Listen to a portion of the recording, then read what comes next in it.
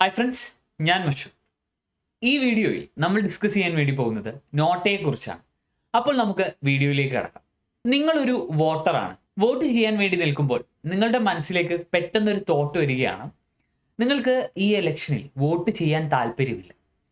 കാരണം കാൻഡിഡേറ്റ് ലിസ്റ്റിലുള്ള ഒരാൾ പോലും നിങ്ങളുടെ വോട്ട് അർഹിക്കുന്നില്ല. അല്ലെങ്കിൽ നിങ്ങൾക്ക് വോട്ട് ചെയ്ത് ജയിപ്പിക്കാൻ മാത്രം തോന്നുന്ന ഒരു വ്യക്തി കാൻഡിഡേറ്റ് ലിസ്റ്റിലില്ല. നിങ്ങൾക്ക് എന്ത് ചെയ്യാൻ വേണ്ടി സാധിക്കും? ഈ ഒരു സമയത്താണ് നോട്ടയുടെ ഇമ്പോർട്ടൻസ് വരുന്നത്. ഇന്ത്യൻ ഇലക്ട്രൽ സിസ്റ്റത്തിലേക്ക് നോട്ട ഇൻട്രൊഡ്യൂസ് ചെയ്യുന്നത് 2013 PUCL versus union of India എന്ന കേസിലൂടെ സുപ്രീം കോടതിയാണ്. നോട്ട എന്താണ് എന്ന് മനസ്സിലാക്കുന്നതിന് മുൻപ് നമുക്ക് വോട്ടേഴ്സിന് അവൈലബിൾ ആയിട്ടുള്ള ചില അവകാശങ്ങളെ കുറിച്ച് അറിയേണ്ടതായിട്ടുണ്ട്.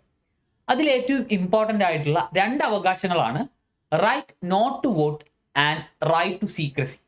അപ്പോൾ റൈറ്റ് നോട്ട് ടു വോട്ട് എന്ന് പറഞ്ഞു കഴിഞ്ഞാൽ എനിക്ക് വോട്ട് ചെയ്യാനുള്ള അവകാശം പോലെ തന്നെ വോട്ട് ചെയ്യാതിരിക്കാനുമുള്ള അവകാശമുണ്ട്.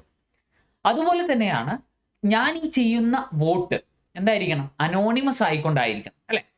അപ്പോൾ ഞാൻ ആർക്കാണ് വോട്ട് ചെയ്യുന്നത് എന്നുള്ളത് എല്ലാവർക്കും പബ്ലിക്കായിട്ട് അറിയാമെന്നുണ്ടെങ്കിൽ അവിടെ എൻ്റെ സീക്രസി നിലനിൽക്കില്ല. അതാണ് റൈറ്റ് ടു സീക്രസി എന്ന് പറയുന്നത്. ഈ 2 അവകാശങ്ങളുമായി ബന്ധപ്പെട്ടുകൊണ്ടാണ് നമ്മുടെ രാജ്യത്ത് നോട്ടയുടെ ഇമ്പോർട്ടൻസ് ഉയർന്നു വന്നിട്ടുള്ളത്. നമുക്കറിയാം, നമ്മുടെ രാജ്യത്ത് ആദ്യകാലങ്ങളിൽ ബാലറ്റ് സിസ്റ്റത്തിലൂടെയായിരുന്നു ഇലക്ഷൻ നടന്നിരുന്നത്. ആ സമയത്ത് എനിക്ക് തോന്നുകയാണ്, ഈ കാൻഡിഡേറ്റ് ലിസ്റ്റിലുള്ള ഒരാൾ പോലും എൻ്റെ വോട്ട് അർഹിക്കുന്നില്ല എന്നാണെങ്കിൽ സിമ്പിളായിട്ട് എനിക്ക് ചെയ്യാൻ പറ്റുന്ന കാര്യം എന്താണ്? ആ ഒരു ബാലറ്റ് പേപ്പർ എനിക്ക് കിട്ടിയതുപോലെ തന്നെ മടക്കി ബാലറ്റ് ബോക്സിനകത്ത് നിക്ഷേപിക്കുക. ആരും അറിയാനും പോകുന്നില്ല. അതുപോലെ തന്നെ എൻ്റെ റൈറ്റ് ടു നോട്ട് വോട്ട് എന്ന കാര്യം കൂടി അവിടെ സേഫ് ആയിട്ട് നിൽക്കുന്നുണ്ട്.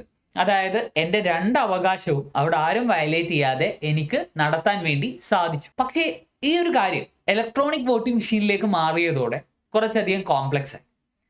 അപ്പോൾ നമ്മൾ നോക്കിക്കഴിഞ്ഞാൽ ആദ്യം നമ്മൾ മനസ്സിലാക്കേണ്ടത് എങ്ങനെയാണ് EVM പ്രവർത്തിക്കുന്നത് എന്നറിയണം. ഈ കാര്യം മനസ്സിലാക്കണമെന്നുണ്ടെങ്കിൽ നമുക്കറിയാം, ഇലക്ട്രോണിക് വോട്ടിംഗ് മെഷീനിൽ 2 യൂണിറ്റുകളാണുള്ളത്. അതായത് കൺട്രോളിംഗ് യൂണിറ്റും ഉണ്ട്, അതുപോലെ തന്നെ ബാലറ്റ് യൂണിറ്റും ഉണ്ട്. ഇതിൽ ഈ ഒരു കൺട്രോൾ യൂണിറ്റ് എന്ന് പറയുന്നത് പ്രിസൈഡിങ് ഓഫീസറുടെ അല്ലെങ്കിൽ പോളിംഗ് ഓഫീസറുടെ കയ്യിലായിരിക്കും ഉണ്ടാവും, അയാളുടെ കൺട്രോളിലായിരിക്കും. അതുപോലെ തന്നെ ഈ ഒരു ബാലറ്റ് യൂണിറ്റ് എന്ന് പറയുന്നത് വോട്ടിംഗ് കമ്പാർട്ട്മെന്റിനകത്തായിരിക്കും വെച്ചിട്ടുണ്ടാവും. ഇത് രണ്ടും ഒരു കേബിൾ ത്രൂ കണക്റ്റഡ് ആയിരിക്കും. അപ്പോൾ നമ്മൾ അതായത് ഒരു വോട്ടറായിട്ടുള്ള ഞാൻ വോട്ട് ചെയ്യാൻ പോകുമ്പോൾ എന്ത് ചെയ്യും? നമ്മുടെ പ്രിസൈഡിങ് ഓഫീസർ അദ്ദേഹത്തിന് മുൻപിലുള്ള ഈ കൺട്രോൾ യൂണിറ്റിൽ ബാലറ്റ് ബട്ടൺ ക്ലിക്ക് ചെയ്യും. ഈ ബാലറ്റ് ബട്ടൺ ക്ലിക്ക് ചെയ്ത് കഴിഞ്ഞാൽ മാത്രമാണ് ഈ ഒരു വോട്ടിംഗ് മെഷീൻ വോട്ടിങ്ങിന് വേണ്ടി റെഡി ആവുക.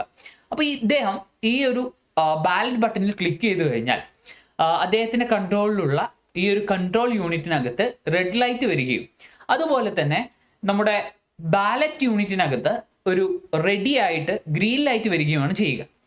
ഞാൻ നേരെ വോട്ടിംഗ് കമ്പാർട്ട്മെന്റിൽ പോകുന്നു, വോട്ട് ചെയ്യുന്നു. വോട്ട് രേഖപ്പെടുത്തി കഴിഞ്ഞാൽ ഞാൻ നേരത്തെ പറഞ്ഞ ബാലറ്റ് യൂണിറ്റിനകത്തുള്ള ഈ ഒരു ഗ്രീൻ ലൈറ്റ് മാറി റെഡ് ലൈറ്റ് ആവുകയും അതുപോലെ തന്നെ ഒരു ബീപ്പ് സൗണ്ട് വരികയും ചെയ്യും. സോ ഈ സാഹചര്യത്തിൽ എനിക്ക് വോട്ട് ചെയ്യാതിരിക്കുക എന്നുള്ള ഒരു ഓപ്ഷൻ ഇല്ല, അല്ലേ? ഞാൻ എന്ത് ചെയ്യണം? അവിടെ അവൈലബിൾ ആയിട്ടുള്ള ഓപ്ഷൻസിൽ ഏതെങ്കിലും ഒരു വ്യക്തിക്ക് അല്ലെങ്കിൽ ഏതെങ്കിലും ഒരു കാൻഡിഡേറ്റിന് ഞാൻ വോട്ട് ചെയ്യാൻ നിർബന്ധിതനാവുകയാണ് ചെയ്യുന്നത്. എന്നാൽ ഈ ഒരു അവസ്ഥയിലും നമുക്ക് വോട്ട് ചെയ്യാതിരിക്കാനുള്ള അവകാശമുണ്ടായിരുന്നു. അതിൻ്റെ പ്രൊസീജിയേഴ്സ് നമ്മുടെ നിയമങ്ങളിൽ നൽകിയിട്ടുണ്ട് താൻ. ഇതിന് നമ്മൾ വായിക്കേണ്ടത് 1961 കണ്ടക്ട് ഓഫ് എലക്ഷൻ റൂൾസിലെ റൂൾ 49(o) ആണ്. ഈ ഒരു റൂൾ പറയുന്നത് എല്ലാ പോളിംഗ് ബൂത്തിലും ഫോം 17(a) പ്രകാരം ഒരു രജിസ്റ്റർ ഓഫ് വോട്ടേഴ്സ് കീപ്പ് ചെയ്തിരിക്കും. അതിനകത്ത് ഒരു വോട്ടർ തൻ്റെ പേര് രേഖപ്പെടുത്തിയ ശേഷമാണ് വോട്ട് ചെയ്യുന്നില്ല എന്ന് തീരുമാനിക്കുന്നതെങ്കിൽ പ്രിസൈഡിംഗ് ഓഫീസർ അതിനകത്ത് റിമാർക്ക് കോളത്തിൽ കൃത്യമായിട്ട് എഴുതണം, ഇദ്ദേഹം വോട്ട് ചെയ്യുന്നില്ല എന്ന് തീരുമാനം എടുത്തിട്ടുണ്ട്. ഈ തീരുമാനത്തിന് തൊട്ടടുത്ത് തന്നെ വോട്ടർ സൈൻ ചെയ്യുകയും വേണം. ഒന്ന് ആലോചിച്ച് നോക്കൂ, ഇവിടെ ഞാൻ നേരത്തെ പറഞ്ഞ ഒരു അവകാശം ലംഘിക്കപ്പെടുന്നുണ്ട്. ഏതാണ് അവകാശം? റൈറ്റ് ടു സീക്രസി, അല്ലെ?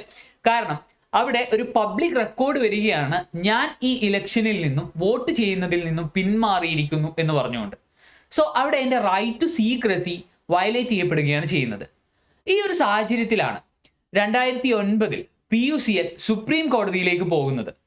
ഈ ഒരു റൈറ്റ് ടു സീക്രസി വയലേറ്റ് ചെയ്യപ്പെടുന്നുണ്ട് എന്ന് പറഞ്ഞുകൊണ്ട്. ഈ കാര്യം പരിഗണിച്ചുകൊണ്ട് 2013 സുപ്രീം കോടതിയുടെ ജഡ്ജ്മെന്റ് വരികയാണ്. അതിലൂടെ സുപ്രീം കോടതി പറഞ്ഞു ഇലക്ട്രോണിക് വോട്ടിംഗ് മെഷീനിൽ പുതിയൊരു പേര് കൂടി നമ്മൾ ആഡ് ചെയ്യേണ്ടതായിട്ടുണ്ട്. അതാണ് നോട്ട അല്ലെങ്കിൽ നൺ ഓഫ് ദ എബോ. അതായത് ഒരു വോട്ടർക്ക് തോന്നുകയാണ് മുകളിൽ നൽകിയിട്ടുള്ള ഒരു കാൻഡിഡേറ്റിനും തനിക്ക് വോട്ട് നൽകാൻ താല്പര്യമില്ല എന്നുണ്ടെങ്കിൽ ഇദ്ദേഹത്തിന് എന്ത് ചെയ്യാൻ വേണ്ടി പറ്റും? ഈ നോട്ട എന്ന ബട്ടണിൽ ക്ലിക്ക് ചെയ്ത് തൻ്റെ ഈ ഒരു നെഗറ്റീവ് ഫീഡ്ബാക്ക്, അതായത് തനിക്ക് വോട്ട് ചെയ്യാൻ താല്പര്യമില്ല എന്ന നെഗറ്റീവ് ഫീഡ്ബാക്ക് അറിയിക്കാൻ വേണ്ടി സാധിക്കും. സോ നമുക്ക് സാധാ ഒരു ഇലക്ഷനിൽ പാർട്ടിസിപ്പേറ്റ് ചെയ്യുന്ന പോലെ തന്നെ നമുക്ക് നമ്മുടെ ആ ഒരു നെഗറ്റീവ് ഫീഡ്ബാക്ക് ഇവിടെ അറിയിക്കാൻ വേണ്ടി സാധിക്കുന്ന ഒരു സാഹചര്യം സുപ്രീം കോടതി PUCL versus union of India എന്ന കേസിലെ ജഡ്ജ്മെന്റിലൂടെ ഒരുക്കി തന്നു. ഇതോടെ ഇലക്ട്രൽ സിസ്റ്റത്തിലേക്ക് നോട്ട കൊണ്ടുവന്ന 14ാമത്തെ രാജ്യമായി മാറി ഇന്ത്യ. പക്ഷേ ഇന്ത്യയിലെ നോട്ട എന്ന് പറയുന്നത് ഒരു നെഗറ്റീവ് ഫീഡ്ബാക്ക് നൽകാനുള്ള ഒരു ഓപ്ഷൻ മാത്രമായാണ് ഇന്നും നിലനിൽക്കുന്നത്. എന്നാൽ മറ്റു പല രാജ്യങ്ങളിലും നോട്ട എന്ന് പറയുന്നത് ഒരു പവർഫുൾ വെപ്പണാണ്. ഇതെങ്ങനെയാണ് മറ്റ് രാജ്യങ്ങളിൽ നിന്നും നമ്മുടെ രാജ്യത്തെ നോട്ട വ്യത്യസ്തമായിരിക്കുന്നത് എന്ന് നമുക്ക് നോക്കാം. അതിന് ഞാൻ എടുക്കുന്നത് ഒരു എക്സാമ്പിളാണ്. ഒരു സ്ഥലത്ത് ഒരു ഇലക്ഷൻ നടക്കുന്നു. ആ ഇലക്ഷനിൽ A, B എന്നീ 2 വ്യക്തികളാണ് മത്സരിക്കുന്നത്. സോ ഇലക്ഷൻ കഴിഞ്ഞപ്പോൾ ടോട്ടൽ 100 വോട്ടാണ് രേഖപ്പെടുത്തിയിട്ടുള്ളത്.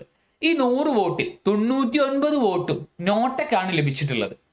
ഇനി A, B എന്ന വ്യക്തികളിൽ A എന്ന വ്യക്തിക്ക് ബാക്കിയുള്ള ആ ഒരു വോട്ടും ലഭിച്ചിരിക്കുന്നു. അപ്പോൾ നമ്മുടെ ഇന്ത്യയിലെ സാഹചര്യം നോക്കിക്കഴിഞ്ഞാൽ ഈ നോട്ടയ്ക്ക് ലഭിച്ചിട്ടുള്ള 99 വോട്ടും നമ്മൾ പരിഗണിക്കില്ല. ഓക്കെ, അത് മാറ്റി ഈ 2 കാൻഡിഡേറ്റ്സ് ആയിട്ടുള്ള എയും ബിയെയും നമ്മൾ എടുക്കും. ഇതിനകത്ത് ഏറ്റവും മെജോറിറ്റി വോട്ട് ആർക്കാണ് ലഭിച്ചത് അയാൾ ജയിച്ചതായിട്ട് നമ്മൾ പ്രഖ്യാപിക്കുകയാണ് ചെയ്യുക. സോ ഇവിടെ 1 വോട്ടാണ് എക്ക് ലഭിച്ചിട്ടുള്ളതെങ്കിലും അദ്ദേഹം ഈ ഇലക്ഷനിൽ ജയിച്ചു എന്നാണ് നമ്മൾ കണക്കാക്കുക. എന്നാൽ മറ്റ് രാജ്യങ്ങളിലെ സ്ഥിതി നമ്മൾ എടുത്തു നോക്കിക്കഴിഞ്ഞാൽ ഇതല്ല സിറ്റുവേഷൻ. നോട്ടക്കാണ് ഏറ്റവും കൂടുതൽ വോട്ട് ലഭിച്ചിട്ടുള്ളതെങ്കിൽ ഈ ഇലക്ഷൻ അവരെന്ത് ചെയ്യും? റദ്ദാക്കും. എന്നിട്ട് റീ ഇലക്ഷൻ കണ്ടക്ട് ചെയ്യുകയാണ് ചെയ്യുക. അതുകൂടാതെ നേരത്തെ ഈ ഇലക്ഷനിൽ മത്സരിച്ചിട്ടുള്ള എയെയും ബിയെയും അവർ അടുത്ത ഇലക്ഷനിൽ നിന്നും, അതായത് റീ ഇലക്ഷനിൽ നിന്നും ഡിസ്ക്വാളിഫൈ ചെയ്യുകയും ചെയ്യും. അതായത് അവർക്ക് ആ ഒരു ഇലക്ഷനിൽ മത്സരിക്കാൻ വേണ്ടി സാധിക്കില്ല. അപ്പോൾ നമ്മൾ മനസ്സിലാക്കേണ്ട കാര്യം, ഇന്ത്യയിലെ ഈ ഒരു നോട്ട സിസ്റ്റം എന്ന് പറയുന്നത് നമുക്ക് നമ്മുടെ നെഗറ്റീവ് ഫീഡ്ബാക്ക് നൽകാനുള്ള ഒരു ഓപ്ഷൻ മാത്രമായി നിലനിൽക്കുന്ന സമയത്ത് മറ്റ് രാജ്യങ്ങളിൽ റൈറ്റ് ടു റിജക്ട് എന്ന ഒരു അവകാശം കൂടി അവർക്ക് നൽകുന്നുണ്ട് എന്ന കാര്യം മനസ്സിലാക്കുക. സോ നമ്മുടെ രാജ്യത്ത് റൈറ്റ് ടു റിജക്ട് എന്നുള്ള ആ ഒരു അവകാശം നോട്ടയ്ക്കകത്ത് വരുന്നില്ല. മറിച്ച് ഇതൊരു നെഗറ്റീവ് ഫീഡ്ബാക്ക് നൽകാനുള്ള ഒരു അവകാശം മാത്രമായിട്ടാണ് നോട്ട നമ്മുടെ ഇലക്ട്രൽ സിസ്റ്റത്തിൽ ഉള്ളത് എന്ന കാര്യം മനസ്സിലാക്കുക. അപ്പോൾ ഇത്രയും കാര്യമാണ് നമ്മൾ ഈ ഒരു വീഡിയോയിൽ ഡിസ്കസ് ചെയ്യാൻ വേണ്ടി ഉദ്ദേശിച്ചിട്ടുണ്ടായിരുന്നത്. ഈ വീഡിയോ നിങ്ങൾക്ക് എല്ലാവർക്കും ഉപയോഗപ്രദമായി എന്ന് വിശ്വസിക്കുന്നു.